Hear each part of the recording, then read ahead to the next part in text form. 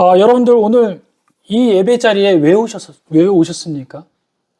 무엇을 확인하려고 이 자리에 오신 건가요? 혹시 2000년 전의 이야기를 오늘 좀 들어볼까 해서, 또 예수님의 이야기를 들음으로 인해서 내 삶의 어느 부분이 좀 비슷해질까? 라는 기대를 가지고 혹시 오셨습니까? 아니면 오늘 부활 사건이 내 삶에 실제적으로 일어난 사건일 수 있다라는 생각을 가지고 오셨습니까? 여러분들 이거 정말 중요합니다. 여러분들 오늘 이 스스로의 질문이 우리의 인생을 완전히 뒤바꿔 놓을 수 있는 질문일 수 있기 때문에 그렇습니다. 나는 지금 예수를 믿고 교회를 나오고 또 초청을 받아서 이 자리에 섰는데 부활의 참 의미는 정말 알고 있는가? 그 부활 되신 예수님을 한 번쯤은 만나보고 싶은 생각이 있는가? 우리의 이런 마음들이 혹연히 있는지를 살펴볼 필요가 있다는 것입니다. 그런데 여전히 육신의 문제를 생각하고 나의 문제 안에서 막 갇혀 산다면 그 사람은 전혀 부활과 상관없는 삶을 살게 되는 것입니다. 그렇게 되면 우리는 여전히 부활절을 계란을 나누는 시간이고 하나의 행사하며 또 지나가는 절기, 기념일에 불과한 그런 날일 것이라는 겁니다. 너무도 무의미한 날일 수도 있다는 것입니다. 그리고 부활절에는 계란 받고 기뻐하고 격려하고 그리고 집에 돌아가서 또 아무렇지도 않게 생활하다가 또 1년이 지나서 부활절을 맞이하게 되는 것이죠. 그냥 아무것도 뜻도 없고 은혜도 없고 나의 삶 가운데 사건도 없는 그런 시간이라면 우리는 잘못 부활을 이해하고 있다는 것입니다. 성경은요, 그렇게 이야기하지 않습니다. 성경은요, 사건을 말하려고 하는 것이 아닙니다. 성경은요, 생명을 말하려고 하는 것입니다. 듣고서 깨닫고 발견하고 또 그 삶을 살아냈을 때 내가 정말 살아있다라는 거, 그것을 알게 하기 위한 것이라는 겁니다. 미국의 시카고에서 한 평범한 여인이 있었습니다. 그 여인의 이름은 레슬리 스트로벨이라는 여인입니다. 겉으로 아무 문제 없는 삶을 살고 있었습니다. 너무도 평온했고요. 모든 문제가 삶 가운데서는 없었습니다. 남편은 여전히 좋은 직장에서 유능한 사람으로 일을 했고요. 자녀들은 너무도 잘 컸고 너무도 그 자녀들이 성실하게 믿음으로 또 삶 가운데서 에너지를 갖고 살던 사람이었습니다. 그런데 왠지 모르게 이 여인은 우울했어요. 에너지가 없었고 주위 사람들과 전혀 어울리지 못했습니다. 그리고 주위 사람들과 관계는 더더욱 악화되었고요. 어디 한 곳에 매여 있을 수도 없고 어느 한 곳에 집중할 수도 없는 그런 삶을 살게 되었다는 겁니다. 그뿐만이 아닙니다. 부부관계도 마찬가지였습니다. 겉으로는 보기 좋은 부부였습니다. 그런데 속은 무너진 상태였습니다. 남편에 대한 사랑이 식어졌고요. 살아있지만 살아있는 것 같지 않는 그런 삶을 살고 있었습니다. 껍데기만 유지하는 인생 같은 그런 삶을 살고 있더라는 겁니다. 인생이 재미나지 않았습니다. 어떤 것도 기쁘지 않았습니다. 맛있는 걸 먹었을 땐 잠시 기뻤고 좋은 곳을 갔을 땐 잠시 좋았지만 그 시간이 지나면 다시 원점으로 돌아왔죠. 그런데 그것이 어떤 이유인지를 알지 못했습니다. 너무도 반복적이었고 너무도 일상적이었고 다를 것 없는 일상이었다는 것이죠. 그랬더니 이 여인은 점점 깊은 수렁에 빠져서 이제는 살아있는다라는 그 의미가 없어졌습니다. 그리고 한켠에 내가 왜 살고 있지? 라는 어두운 마음이 자신을 지배하고 있게 되는 겁니다. 그래서 우울했고 우울증에 대한 그것을 해결하기 위해서 약물로 의존하게 됐고 무엇인가 방법을 찾아서 돌아다녔습니다. 왜 이 여인은 이렇게 살아있음에도 불구하고 살아있는 것 같지 않는 삶을 살게 되었을까요? 여러분, 성경에서는요, 생명의 두 종류가 있다라고 이야기합니다. 헬라어로 그 종류의 이야기를 여러분과 함께 나누려고 합니다. 첫째는요, 비오스라는 생명이 사람에게 있다고 합니다. 그리고 한 생명은요, 조에라는 생명이 있다라는 거예요. 그런데 우리는 자칫하면 우리는 생각하기를 우리는 한 가지의 생명만 우리에게 있다라고 착각하게 된다라는 것이죠. 비오스라는 생명은요, 사람에게 주어진 생물학적인 삶을 말합니다. 숨쉬고 먹고 살아가는 삶. 그러나 이 생명만으로는 늘 허기지고 공허한 것입니다. 사람이 살고 있는 우리에게 주어진 생물학적인 이 삶, 내가 살아있어라고 하는 표면적으로 살아있는 이 삶에만 우리가 주목한다면 우리는 그것을 통해 가지고 영원할 수가 없는 거예요. 언제든지 그것은 허기지고요. 언제든 숨쉬고 먹고 살아가는 그것에서는 만족하고 유지될 수 있지만 그 속사람은 무너지는 것이죠. 속사람을 위한 생명은 다른 생명의 원천에서 온다라는 겁니다. 겉사람은 하나님께서 우리에게 주신 처음 아담에게 주신 선물이었고요. 속사람은 그 아담이 범죄함으로 인해서 그 아담의 속사람이 죽어있던 것입니다. 속사람을 우리는 무엇이라고 하냐면 바로 조회라고 이야기합니다. 이것을 생명의 원천이다라고 이야기하는 것이요. 조회는요, 하나님께로부터 오는 생명의 근원인 것입니다. 레슬리는 비오스로는 살고 있었어요.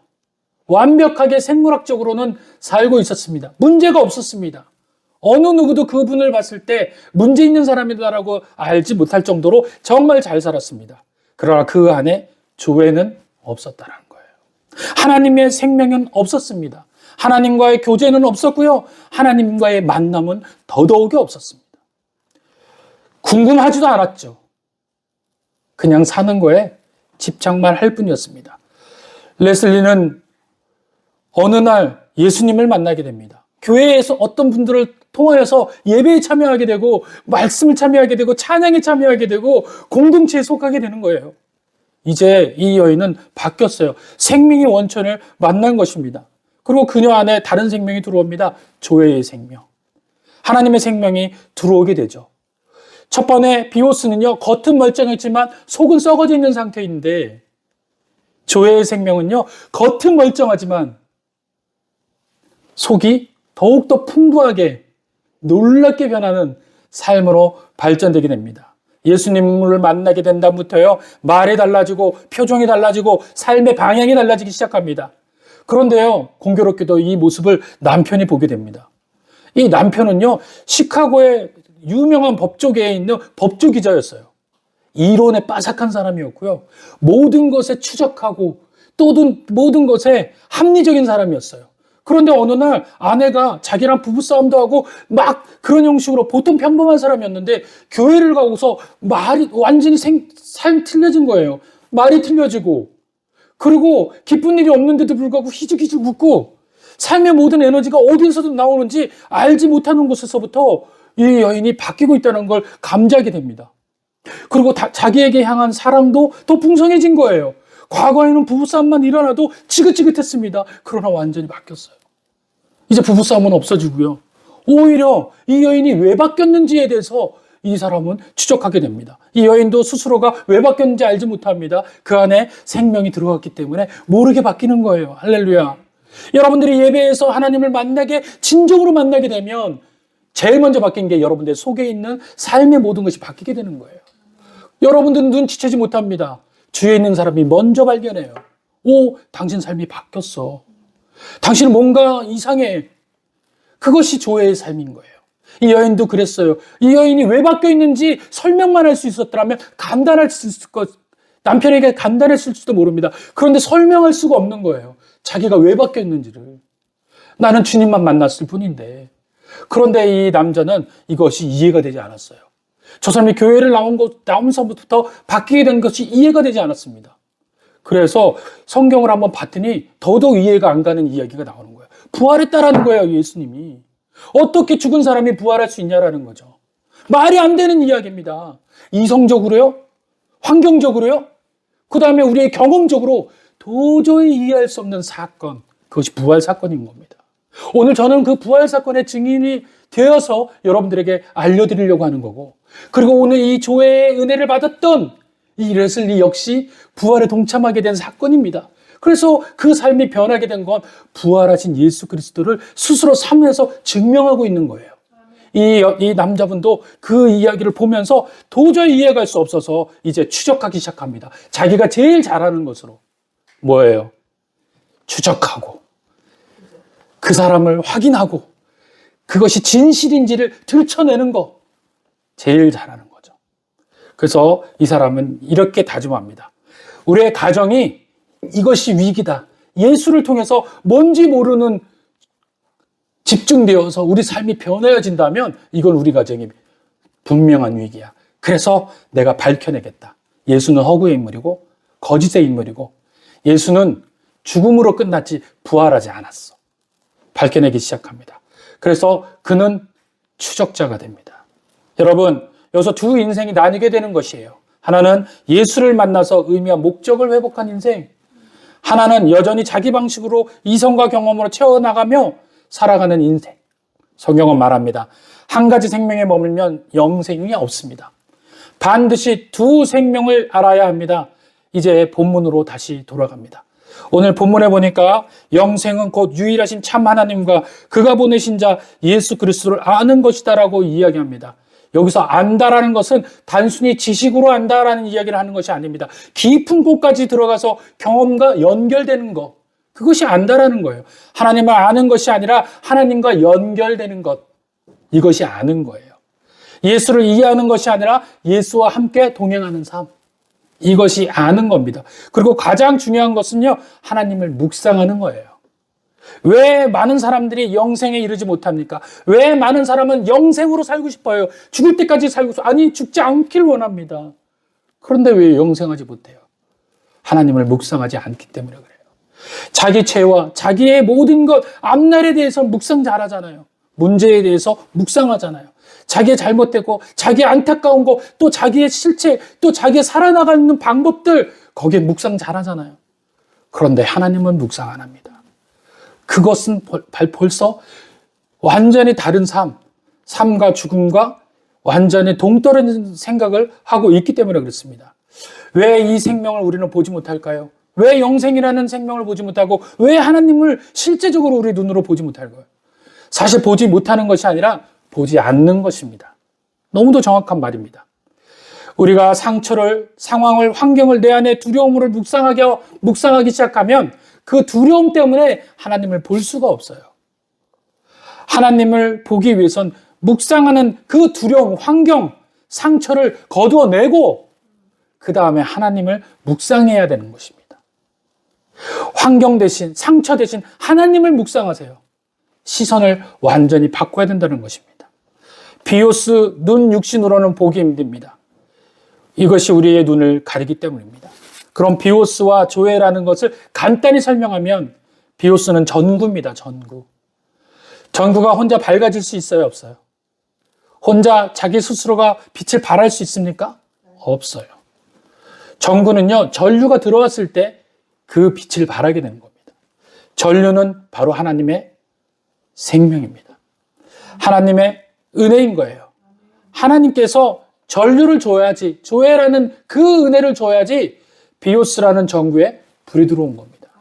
조회가 없는 상황에서는 비오스는 혼자 낭비하며 언제든지 스스로 발휘해서 스스로 밝아지려고 노력하다가 애써 그것으로 망하는 겁니다. 그런데 전류가 흐르게 되면 반드시 빛은 발하게 돼 있다는 것입니다. 우리의 삶이 그렇다는 것입니다. 직장도 있고 가정도 있고 관계도 있습니다. 그런데 빛이 없습니다. 생명력 유지하는 힘이 없습니다. 환경에 약하고 스트레스와 외부에 오는 압박을 견디지 못하는 거예요. 왜? 나 혼자 해결하려고 하니까. 그런데 예수님을 만나면 전류가 흐르기 시작합니다. 같은 인생인데 살아나가고 같은 하루인데 의미가 생기고 같은 삶인데도 부활 신앙으로 이기게 되는 것이죠. 요한복음 20장 19절에는 제자들이 문을 닫고 있습니다. 요한복음 20장에 보면 제일 먼저 이제 제자들에게 나타나기 전에 막달라 마리아에게 나타납니다. 막달라 마리아는 7 귀신이 들린 여자였습니다. 그런데 예수님을 만나고 난 다음에 그 귀신이 물러가게 되죠. 그리고 인생에 아무런 의미 없던 그 여인이 예수의 증인이 되어서 살겠노라고 다짐하고 마지막까지 예수의 무덤을 지킨 여인이 그 여인입니다. 그리고 제일 먼저 부활하신 예수 그리스도를 만나러 왔던 여인도 이 여인입니다. 여러분들 2000년전 시대 때요, 증인으로서 이 여인은 낙제예요. 낙제. 예수님을 만난 이 여인이 증인으로 아무리 서서 증거를 내밀어도 그 당시 사람들은 여인의 이야기를 들어주지 않았습니다. 그런데 왜 성경은 여인을 통해서 증인으로 삼았냐는 거예요. 그 증인에 대한 이야기를 하기 위해서 예수님께서 삼으신 이유는 바로 그 여인이 생명으로 살기 때문에 그렇습니다. 증인으로 나타나서 예수님 부활하셨어요, 이걸 알리기 위한 목적이 아니라 그 여인 스스로가 생명으로 살기 때문에 그 여인을 선택한 것입니다. 할렐루야. 오늘 우리가 아무리 증인이 돼서 아무리 예수님을 알린다 하더라도, 우리가 밖에 나가서 계란을 주고 전도를 한다 해도 내 안에 생명이 없으면 그건 헛된 증거가 되는 겁니다. 그러나 내가 예수 그리스도를 만나게 된다면 계란을 안 주더라도, 무엇인가 전달하지 않아도 내 모습을 통해서 예수님을 발견하게 되는 것이죠. 왜냐하면 내 생명이 있기 때문에. 할렐루야. 두려움이 있는 그 아침에 마리아가 보고서 달려갑니다. 그리고 예수님을 만나서 생명을 얻어서 너무 기쁜 모습으로 이제 제자들에게 달려가요. 제자들에게 이야기를 합니다. 예수님 만났어요. 부활하셨어요. 제자들은 어땠을까요? 부활의 소식을 들었는데도 불구하고 기뻐하지 않았어요. 여러분들, 요한복음 20장 19절을 한번 보겠습니다. 이날 곧 안식 후 첫날 저녁 때에 제자들이 유대인들을 두려워하여 모인 곳에 문들을 닫았더니 예수께서 오사 가운데 서서 이르시되 너희에게 평강이 있을지어다. 부활하시고 난 다음에 제자들 앞에 나타났습니다. 그런데 그날이 뭐예요? 안식 후 부활하시고 난 다음에 저녁 때가 되었다라고 이야기합니다. 아침에는 누가 만났죠? 마리아가 만났어요. 마리아는 인생의 모든 문제가 다 해결되고 예수님을 만나서 생명으로 살고 있었습니다. 하루 종일 생명 가운데 살고 있었어요. 그런데 제자들은 예수님을 모시고 예수님이 부활하실 거라는 얘기까지 들었는데도 불구하고 믿지 못해서 그들은 한 문을 잠그고 그들이 모인 곳에 문을 따다다다 잠궜다고 이야기합니다.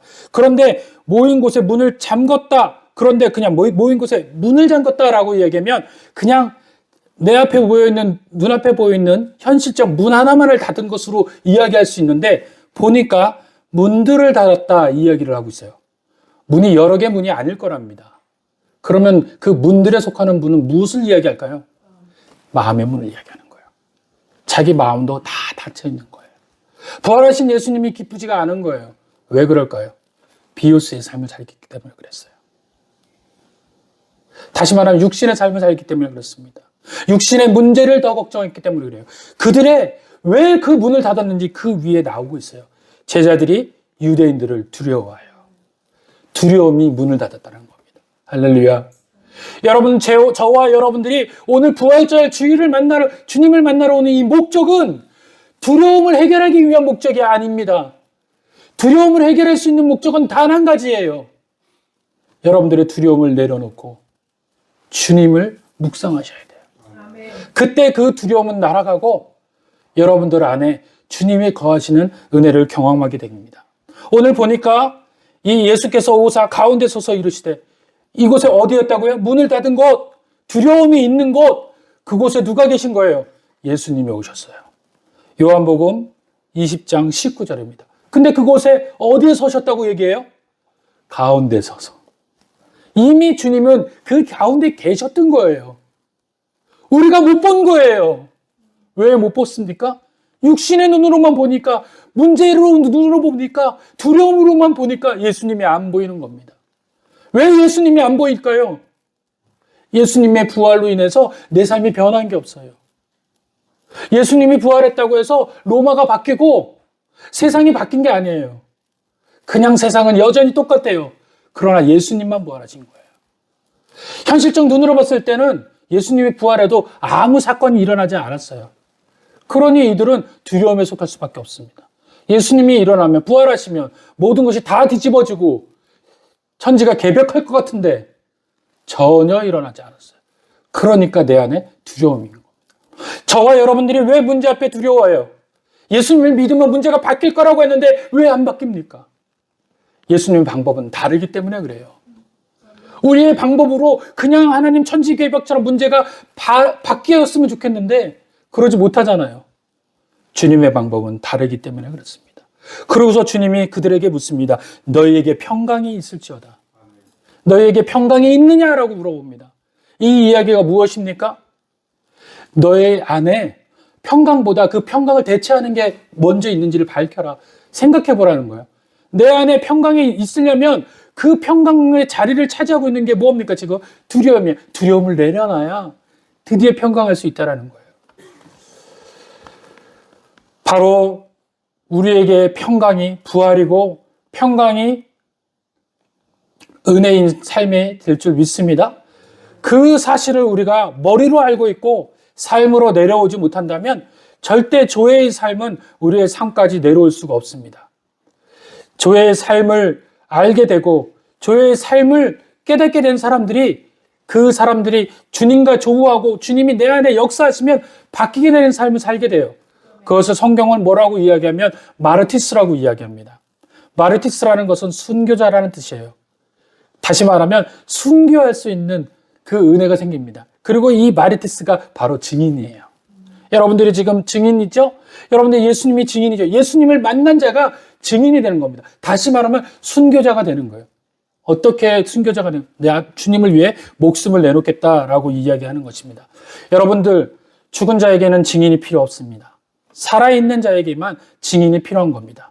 예수님이 부활하시고 난 다음에 어떤 일들이 벌어졌냐고요? 성경은 정확히 서술하고 있습니다. 고린도전서 15장 5절에서 8절까지 보면 증인들의 고백들이 많이 나옵니다. 너무도 많은 증인들이 있는데 간략하게 이야기하면 먼저 베드로에게 보이고 그 다음에 12제자에게 보이고 그 다음에 500여 형제에게 일시에 보였다고 이야기합니다. 500명에게 예수님이 한꺼번에 보이신 거예요.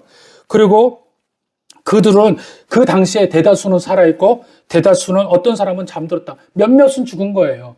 500명이 한꺼번에 보았습니다. 그 후에 야고보에게 보이셨고 그 후에 모든 사도들에게 보이셨고 맨 나중에 만석되지 못한 난자 바울에게 보였다. 이렇게 이야기하고 있습니다.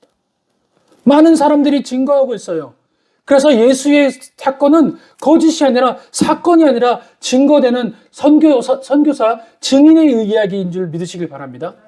부활이 바로 무엇이냐? 기꺼이 죽을 때 열리는 문이고 내 힘으로 되는 것, 안 되는 것을 포기할 때 이루어지는 역사인 줄 믿으시길 바랍니다.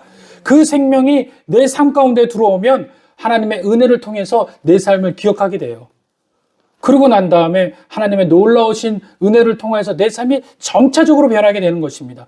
그 변하게 되는 것을 우리는 은혜라고 이야기합니다. 그리고 그 은혜를 하나님의 뒷모습이라고 이야기를 해요.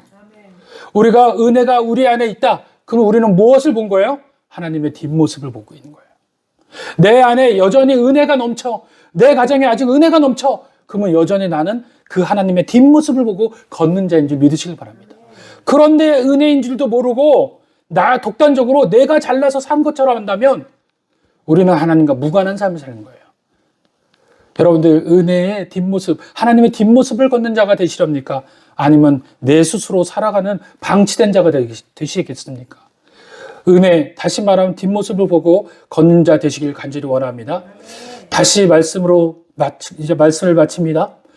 여러분, 그러면 그 처음에 말씀드렸던 여인의 남편은 어떻게 됐을까요? 추적하기 시작합니다. 이 남편이. 그러고 난 다음에 그가 만난 거는 실제적인 사람들, 사건들, 의학 박사를 만나고요. 철학 박사를 만나고요. 신학 박사를 만나고요. 이것이 역사 박사들을 만나서 이것이 진짜 실제 있었던 일이냐. 다 밝히기 시작합니다. 그리고 의학적으로 예수님이 죽었던 그 상황들을 다 하게 되고 그 다음에 예수님 부활하신 사건, 이 증인들을 샅샅이 다 지킵니다. 역사서를 통해서. 많은 사람들이 다 증인이 되었잖아요. 그러고 난 다음에 이 사람은 마찬가지로 아내와 마찬가지로 예수님을 믿는 삶으로 바뀌게 됩니다. 철저하게 믿지 못했던 그 사람이 바뀌게 되는 거예요. 그 책이 바로 이 책입니다. 예수는 역사다라는 책이에요. 영화로도 나왔어요. 정말 이분이 그 악명 높은 기자입니다. 그런데 이 사람이 예수를 만나고 지금은 뭐가 되냐? 목회자가 됐어요. 그리고 증거자가 됐어요. 이 사람보다 많이 아는 사람이 없어요. 그러니까 많은 사람들이 이 사람한테 물어보러 가요. 이제 예수님이 21세기의 역사로 등장하기 시작합니다. 증거자로, 증인으로 등재되기 시작합니다. 이 사람 역시 하나님께서 부르셔서 그 사람 역시 하나님의 생명력을 넣어서 하나님과 교제하며 만나게 되는 현실적인 역사로 마무리를 짓게 되는 것이죠. 오늘 이곳에 나오신 여러분들, 부활을 기뻐하십니까? 또 여러분들 결단하는 그 삶 가운데, 생활 가운데 부활이라는 은혜에 여러분들 참여하기를 원합니까? 그렇다면 오늘 주님께서 여러분들 마음속에 두드리실 때 여러분들의 염려와 걱정을 내려놓고 이제 주님을 맞이하시길 바랍니다. 그랬을 때 여러분은 두 가지의 생명, 육신적인 생명과 영적인 축복의 은혜를 통해서 하나님의 생명이 연합되어서 진정한 하나님의 목적된 삶을 살아나가게 될 줄 믿습니다. 그것이 바로 여러분들의 인생이 되어야 돼요. 그것이 믿어지는 인생이 되고 또 하나님과 만나게 되는 인생이 되어줄 줄 믿습니다. 그 생명으로 사십시오. 그 삶으로 증명하십시오. 그것이 부활신앙이고 여러분들 모두가 다 증인이신 줄 믿습니다. 기도하겠습니다.